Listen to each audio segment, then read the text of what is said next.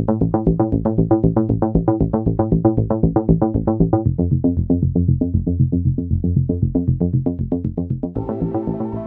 everyone, welcome back to Weather for Weather Geeks on this January the 19th. January 19th is one of those dates that for longtime Valley residents, especially if they're into the weather and are kind of a weather geek, that probably rings a bell. It's one of those dates on the calendar that is very important in our weather history. It was on this date, of course, back in 1994 that we had the coldest temperature ever recorded at the Youngstown Warren Airport, 22 below zero. Some unofficial readings in parts of eastern Ohio, northern Ohio, western Pennsylvania, as cold as minus 30 that morning. Those were very unofficial readings, but officially at the Youngstown Warren Airport, 22 below zero. All-time records were set locally.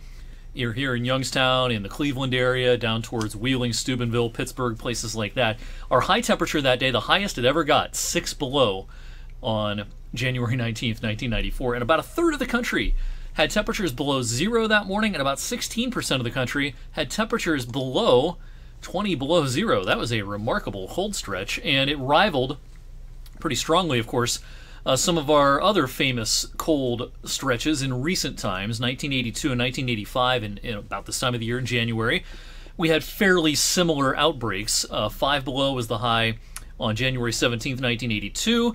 The second Reagan inauguration, that had to be moved indoors because of the cold in Washington, D.C. Around here, 5 below zero was the warmest temperature that day. Back in the harsh January of 1997, or 1977, I should say, on January 17th, we had a 4 below zero high temperature. No surprise that every date on this list is from January. We can, of course, have extreme cold at other times of the year.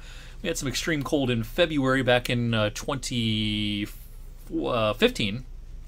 And even 2014 as well.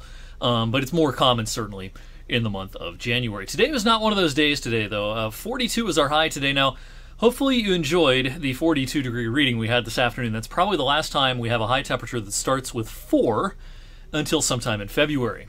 We're probably not even going to see freezing again until maybe the very end of the month. So, all things considered, a winter today. We did have some melting of our snowpack, some compaction as well, but things are about to change. 37 as of 7 p.m. in Youngstown, but 24 in Detroit. Milwaukee's at 15, Dubuque, Iowa's at 4, and that's the Arctic air mass that's getting set to come our way. Now, the cold front has limited moisture to work with, so probably not much more than just a touch of rain, a few wet snowflakes maybe this evening, all very, very low impact here for us locally. As I mentioned, our snowpack compacted and melted some today, and so no doubt if you were out and about today, you encountered some puddles, some areas of loose slush. Things loosened up a little bit today, and the problem we're going to have tonight into tomorrow is going to be all that stuff's going to freeze solid. So particularly in parking lots, sidewalks, places that anywhere that was a little bit wet and had some puddles today, that's going to be problematic tomorrow morning with temperatures down into the teens. So use some caution. This is, kind of a black ice situation for some places. It's going to be hard to see. Black ice, of course, not really black. We call it black ice because the pavement's black, but it's really just transparent. It's a thin layer of ice that is very hard to spot, especially if you're out and about before daybreak tomorrow morning. Don't be surprised if you run into a few slick spots. Might also see a few slick spots tomorrow morning from a little snow falling. Now, the most recent run of our model here has this band of lake effect snow that has some origins up along Lake Huron, picks up some moisture from Lake Erie. It has it pretty far to the west tomorrow morning, but there's been some waffling on this idea on the models. Some of our recent model runs have had this band impacting more of Trumbull County, maybe parts of Mahoning County. Wherever this is, up to an inch or so of fluffy snow could occur. I think the best chance will be west of Youngstown. But if your travel plans tomorrow morning take you up the turnpike towards Cleveland or 76 out towards Akron, this is just something to be aware of. There could be a band of, it could be a skinny band, but a potentially impactful band of snow for a time tomorrow morning. Arctic air will continue pouring over the Great Lakes, but as high pressure builds in, that'll kind of shut down the lake effect machine. And the story just is totally the cold for the very end of the week and even the start of the of the weekend. With high pressure building in, we'll have a clear enough sky Thursday night and Friday morning, and especially Friday night into Saturday morning, that it's going to get pretty darn cold. In fact, some of the coldest weather we've had in almost 3 years. So here's a look at the wind chill values for tonight into tomorrow morning.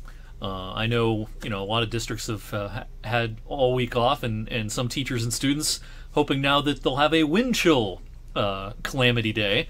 I wouldn't bank on that tomorrow morning, with wind chills generally pretty close to zero in most districts. Of course, that's not low enough to cause any school adjustments. Now, wind chills Friday morning will be lower. Now, it's not going to be crazy windy Friday morning. We're talking about probably 5 to 7 mile per hour winds, but with air temperatures around zero, even a little below zero in some parts of the area, you just need a 5 mile per hour wind to create a wind chill that's -8, -10. Probably still not low enough for a lot of widespread school adjustments, but, again, not my area of expertise. We'll see what happens. Now, as we head into the weekend, the air temperatures will be at their coldest first thing Saturday morning. The wind is going to be nearly calm Saturday morning. So the wind chill and the temperature, there's not going to be a big difference between the two. But yeah, maybe some double-digit wind chills below zero. And actual air temperatures Saturday morning, first thing in the morning. We have a -2 in our forecast for the airport. But in the more sheltered valleys, the cooler nooks and crannies out across the countryside, I think some, personal weather stations and some home thermometers might read -8, -9, even -10 first thing Saturday morning, because we have snow on the ground. It's not going to be fresh snow. The snowpack getting a little stale by Saturday morning, but it's still pretty deep snowpack. Clear sky, light winds, great radiational cooling conditions. And so it's going to be our coldest night and morning probably since the very end of January back in 2019, almost 3 years ago. What about snow? We might get clipped with a clipper, a little grazing of light snow or flurries on Sunday, especially in the afternoon. I'm more interested in what happens during the middle of next week. Notice our models, most of our models anyway, the lines start bending up here at day 7. Sometime during the middle of next week, there might be a system of interest for us in terms of snow.